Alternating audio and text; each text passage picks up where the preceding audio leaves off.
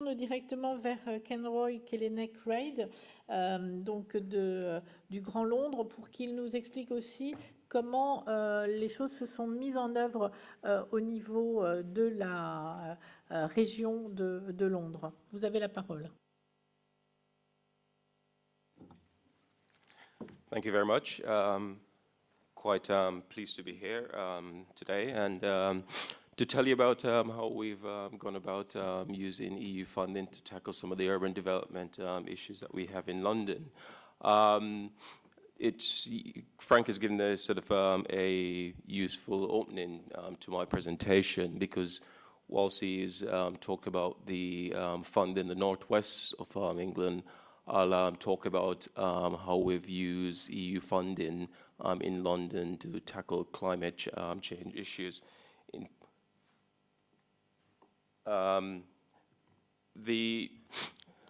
We've set up a fund that we call the London Green Fund, and it's really geared towards addressing and trying to reduce some of the CO2 emissions in London and other climate change effects.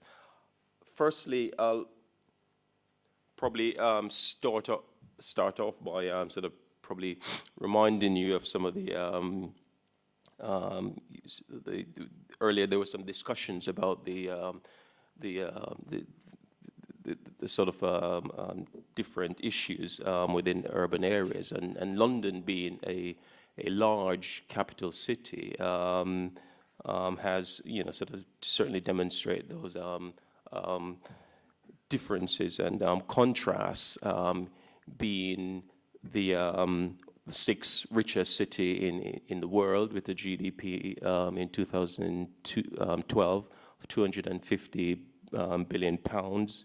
Its economy is larger than some EU countries, sort of such as Belgium and Sweden. But notwithstanding some of these successes in terms of the wealth in London, it does actually have high areas of deprivation. The unemployment rate in London is higher than the UK average at the moment, as well as we have a huge 18% of children living in London are described as being children in poverty. So you do have that sort of contrast within a wealthy city, and this is what we've been using structural funds to tackle in some areas, although my presentation is a little bit more around the environmental side. I'll probably just go back, just very quickly, and I'll talk about the 2007 to 13 period, because this is the actual period in which the funding actually comes from. And in London, we receive just under 600 million pounds worth of structural funds, and we've used that for a wide range of activities, notably to tackle some of those disparities which I set out. But about 50 million of that was earmarked for investment under the Jessica framework, which Frank mentioned earlier. And just a little bit of context, in terms of the environmental context, you'll probably be familiar with some of these stats. I think that's 50% of the world's population live in urban areas. I think that's probably a little bit higher now, probably about closer to 60%, and as such produces significant amount of greenhouse gases. London having a population of 8 million, this is probably jumped a little bit too far. With a huge population in London, it's not surprising that as well as our CO2 emissions are high. In London we like to be certainly at the top of any league table, but this is probably one of the league tables that we're trying to actually reverse, be in the top of. This sort of just shows the figures in terms of CO2 emissions across large cities, and we're certainly close to the top. Just to sort of break that down a little bit, showing the areas, the key areas in which the main areas of CO2 emission in London, and as you can just see there, there's a huge component around the domestic and the commercial sector, which some of which we're hoping to tackle with the fund that we've actually set up. And recognizing some of these issues that we face, these challenges that we face, or indeed as well as opportunities, the mayor have actually adopted a number of strategies to tackle these, covering a number of areas: energy efficiency, waste, as well as the energy supply through decentralized energy systems. And in addition, we've set ourselves a very challenging target of reducing CO2 emissions by 60% by 2025. I mean, I think it's achievable, but extremely challenging. And you know, we're making progress in doing so. And the London Green Fund that we've set up will certainly help towards achieving that goal.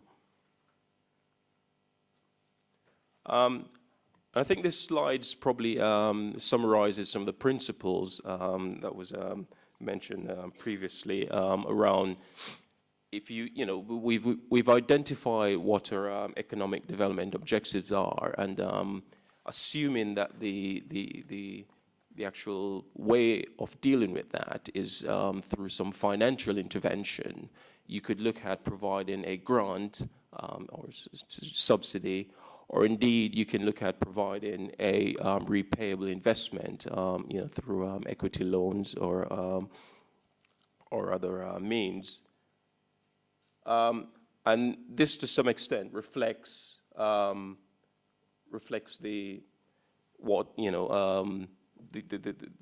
options we have when we looked at, I mean, how best to actually tackle some of these.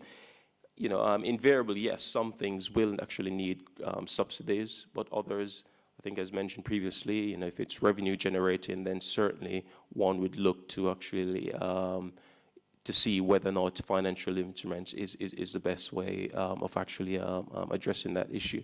I won't. Oops, I think my slides have probably been.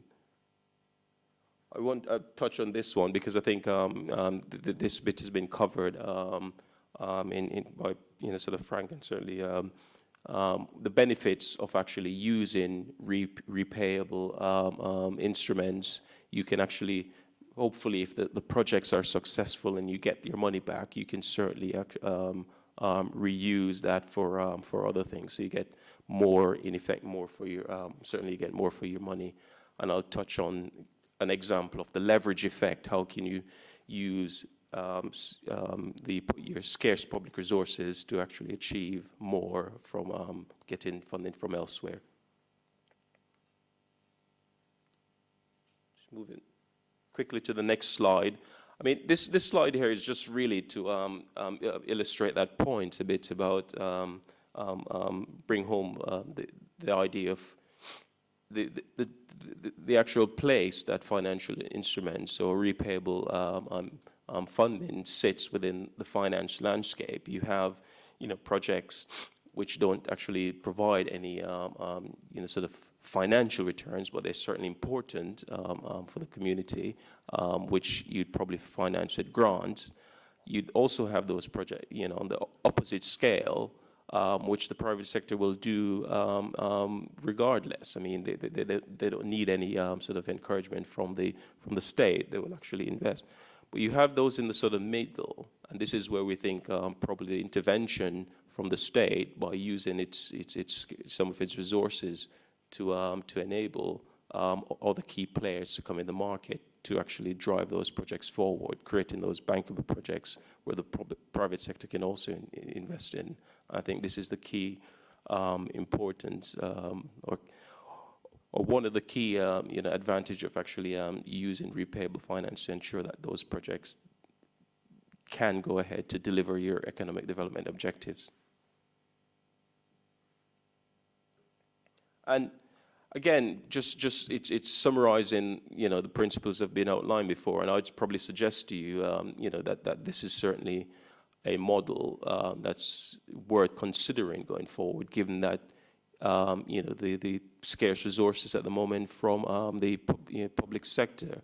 How can we look to combine, or it's a sort of a form of PPP, if you like, but how can we combine our scarce resources with those of the private sector, invest in those projects or those activities that we'd want to, that's a part of our key economic development strategies.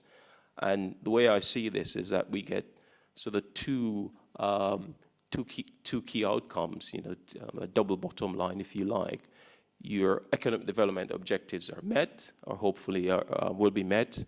But in addition to, you getting your economic development objectives, you also get a financial return that you can then reinvest in additional projects. So I'd certainly recommend this as a model for people to consider.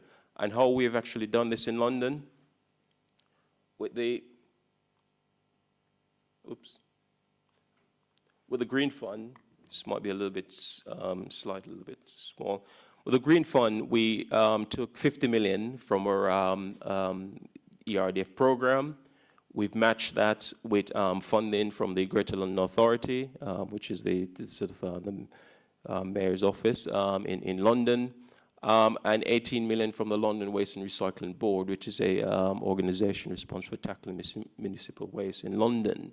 So we've put that to create a pot of 100 million, and that money is actually managed on our behalf by the European Investment Bank, who have a sort of expertise in managing or selecting, because what we use is a holding fund model, as Frank has mentioned, because the fund, it doesn't go, the London Green Fund itself at the top level doesn't actually invest directly in projects, but smaller funds, which in turn invest directly into projects. And the IB have, sort of experience in working in selecting intermediary organizations who then make investment. And so we've actually engaged the EIB to manage this fund on our behalf. So from the 50 million, we've actually invest 35 million into what we call the waste fund that will invest in waste infrastructure, recycling plants, plants that convert waste to energy.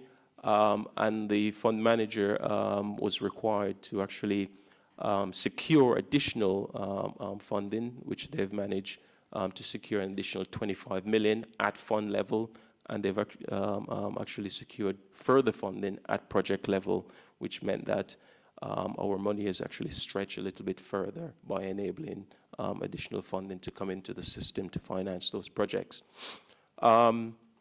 Very quickly, we've also allocated 50 million to a fund targeted at energy efficiency schemes, particularly for public sector buildings. They too have also secured an additional 50 million from a large UK bank, the Royal Bank of Scotland, and therefore have made 100 million available to finance energy efficiency schemes, and they provide funding by way of loans to those schemes. And quite recently, we've also set up a smaller fund, or we've allocated a 12 million to another fund that's targeted at financing energy efficiency schemes for social housing. And that money sits alongside a larger 400 million loan facility that's been provided by the European Investment Bank that targets mainly the investment in affordable housing at high environmental specification. Just a couple of other quick slides, probably. And this one here just very quickly tries to demonstrate the leverage effect of the money that we've actually put into the waste fund. So far, we've invested 26 million, 27 million from the London Green Fund component, and that has leveraged a further 43 million from other sources. Similarly, you can see the sort of huge leveraging effect on the environmental side. So it's that model that I talked about. How can you use the small amount of funding that you have as public bodies to actually leverage further funding from elsewhere? And just finishing off with a few lessons. It's very important, I think, to understand the market.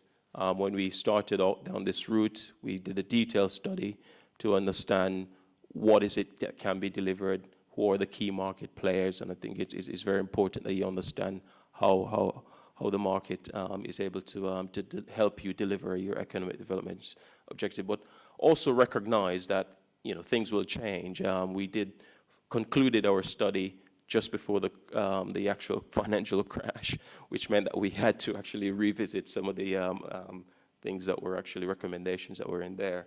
Again, projects, whilst the fund was set up to provide financing, but I think we also, one of the things that we recognize is that they needed a lot of technical support as well to make them successful. So you need to look at not only providing financing, but also technical support that might be needed. And probably just quickly, what are we, in terms of, what we're looking in terms of going forward, London will receive additional funding from the European Regional Development Fund, and what we're looking to do is to extend this project or this fund, sort of a phase 2, if you like.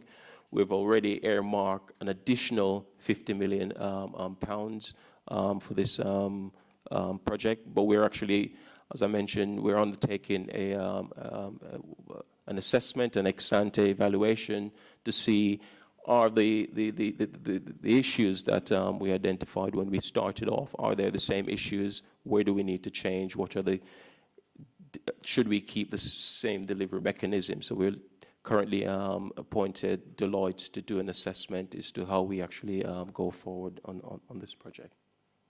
And just one final point that, again, one of the things that we're hoping to do, I talk about that return, is use some of the returns, the funding, we're starting to get a little bit coming back, but we're hoping, sort of in the next couple of years, we should start getting significant returns, and we're hoping to reuse that to invest in similar projects.